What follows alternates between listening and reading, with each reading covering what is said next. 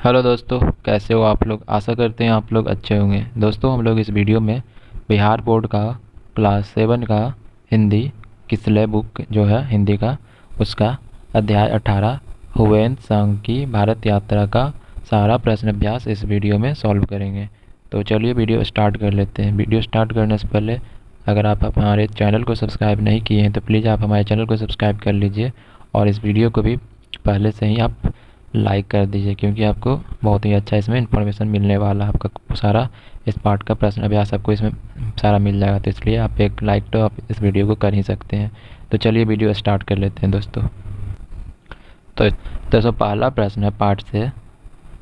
इसमें है पहला प्रश्न, हुसैन संघ भारत क्यों आना चाहते थे। तो इसका उत्तर हम लोग लिखेंगे, भगवान बुद्ध की जन्म नगरी के दर्शनार्थ तथा नालंदा में रहकर ज्ञान प्राप्त करने के उद्देश्य से भारत आना चाहते थे।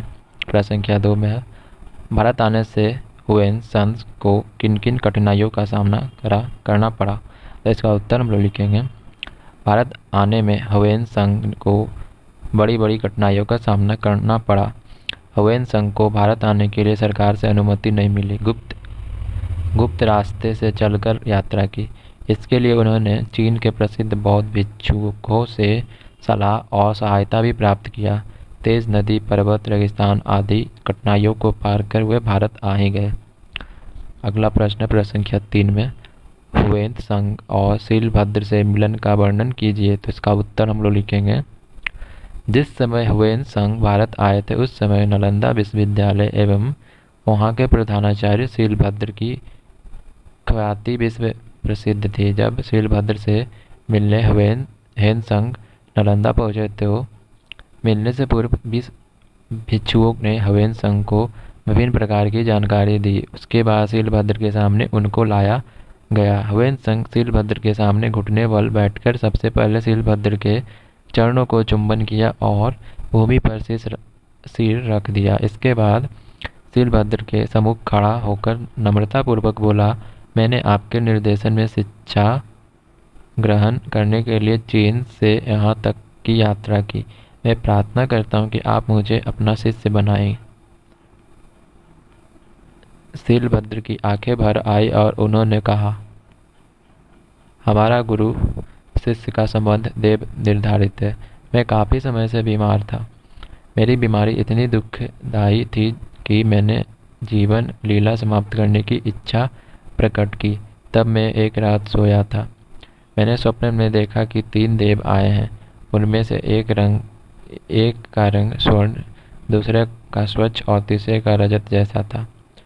उन्होंने मुझे कहा कि मैं मरने की इच्छा वापस ले और जीने की इच्छा प्रकट करूं, क्योंकि चीन देश से एक भिक्षु यहाँ धर्म ज्ञान प्राप्त करने के लिए आ रहा है और वह तुम्हारा शिष्य बनकर शिक्षा ग्रहण करना चाहता। इसलिए तुम उसे भली प्रकार से शिक्षित करना। प्रश्न संख्या 4 में है, नालंदा का वर्णन हुसैन संघ ने किन शब्दों में किया है। तो इसका उत्तर हम लोग लिखेंगे, नालंदा का वर्णन करते हुए हुसैन संघ ने लिखा है कि कीनालंडा के मठ के चारों ओर ईंटे की दीवार थी। हुसैन संघ ने लिखा कि नालंदा के मठ के चारों ओर ईंटे की दीवार थी। एक द्वार महाविद्यालय के रास्ते में खुलता था। वहाँ 8 बड़े कक्ष थे। सभी भवन कलात्मक और बुर्जी के समान सज्जित थे। वेधशालाएं सुबह के कुहासे से छिप जाती थी और ऊपरी कमरे बादलों में खोए से प्रतीत होते थे। मठ के खिड़कियों से झांकने से लगता था कि हवा के साथ मिलकर बादल अटखेलियां कर नई नई आकृतियां बनाते थे। वृक्ष के पत्ते पर सूरज और चांद की रश्मियां झिलमिलाती थी। तालाब के स्वच्छ पानी पर नील कमल खिलते थे तथा रक्ताभ कनक पुष्प झूमते थे। पड़ोस के आम कुंजों के आम की बौर मंजर से भीनी भीनी खुशबू वायु में तैरती रहती थी। बाहरी सभी आंगनों में 4 मंजिले कक्ष पुजारियों के लिए थे। ये अजगर की छवि के बने थे। लाल मूंगिया खंबे पर बेल्ट बूटे उकारे थे। जगह जगह रोशनदान बने थे। फर्श इतनी चमकदार ईंटों से बनी थी कि उसमें हजारों तरह की छटाएं प्रकाशित हो रही थी, जिससे वह स्थान अत्यंत रमणीय लगता था। वहाँ का राजा पुजारियों को सम्मान करता था। लगभग 100 गांवों के लगान को इस संस्थान में धर्मार्थ दान किया करता था। अगला प्रश्न प्रश्न संख्या 1 में पाठ से आगे में से निम्नलिखित अंश वेन संघ के किस पक्ष को दर्शाता है? यहाँ पर है, जब तक मैं बौद्ध के देश में नहीं पहुँच जाता मैं कभी चीन की तरफ मुड़कर भी नहीं देखूंगा। ऐसा करने में यदि रास्ते में मेरी मृत्यु हो जाए तो उसकी चिंता नहीं। तो इसका उत्तर हम लोग लिखेंगे।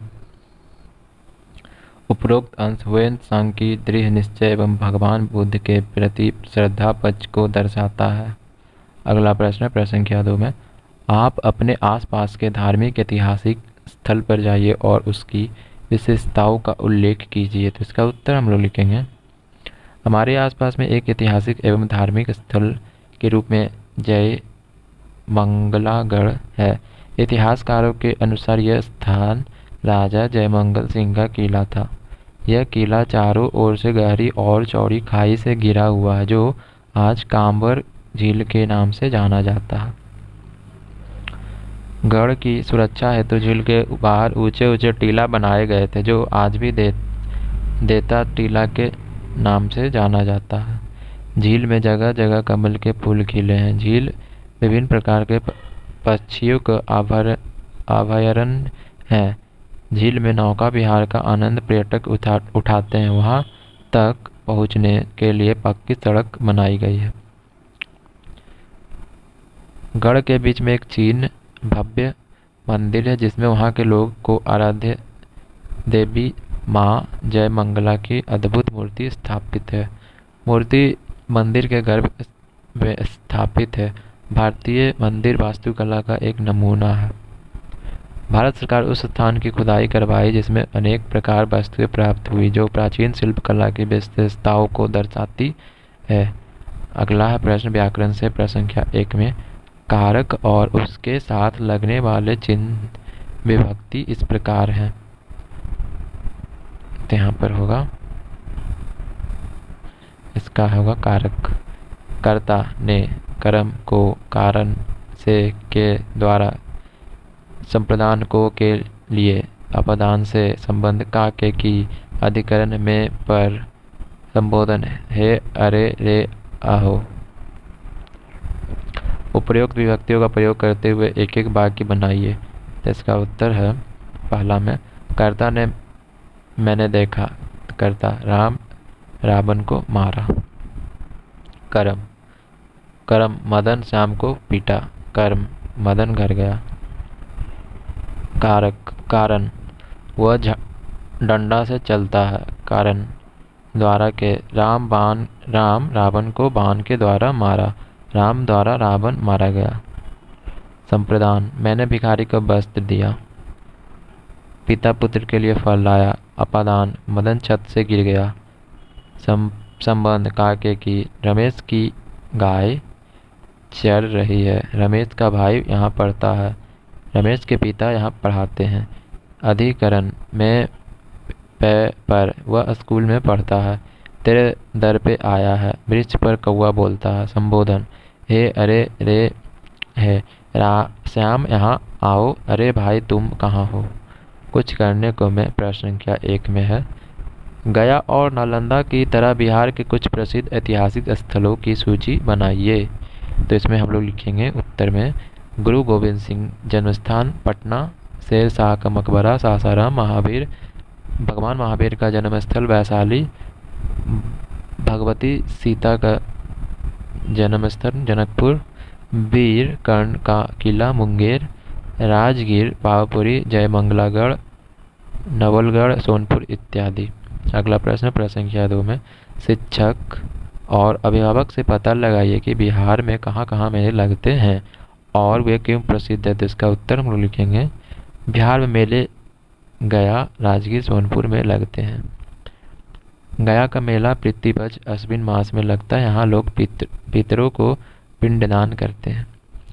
राजगीर मेला अत्यंत प्राचीन मेला है। यहाँ आकर लोग सप्तपर्णी गुफा के गर्म जल में स्नान करते हैं। इसके साथ साथ राजगीर में अनेक बौद्ध मठ मंदिर दर्शनीय हैं। स्वर्ण भंडार जरासंध का खजाना भी दर्शनीय है। सोनपुर मेला पशु मेला के लिए प्रसिद्ध है। सोनपुर मेला के पशु मेला के लिए प्रसिद्ध है। यहाँ भगवान विष्णु और शिव की संयुक्त मूर्ति हरिहर नाथ का पूजन धार्मिक विचार के पुण्यदायक माना जाता है। यहाँ छोरो भगवान विष्णु ने आकर गज को बचाया था और ग्रह का अंत किया था। इसके अतिरिक्त बिहार में अनेक मेले लगते हैं। तो दोस्तों, हम लोगों ने इस वीडियो में बिहार बोर्ड का क्लास 7 का हिंदी बुक किसलय का अध्याय 18 हुवेन सांग की भारत यात्रा का सारा प्रश्न अभ्यास इस वीडियो में हम लोगों ने सॉल्व किया। तो अगर वीडियो आपको ज़रा सा भी हेल्पफुल लगा तो प्लीज़ आप हमारे चैनल को सब्सक्राइब करना ना भूलें। तो और इस वीडियो को भी लाइक करना ना भूलें और अपने दोस्तों के साथ भी शेयर कर दीजिए ताकि उनको भी इस पार्ट का सारा प्रश्न अभ्यास यानी प्रश्नोत्तर उनको मिल जाए। तो मिलते हैं अगले वीडियो में दोस्तों।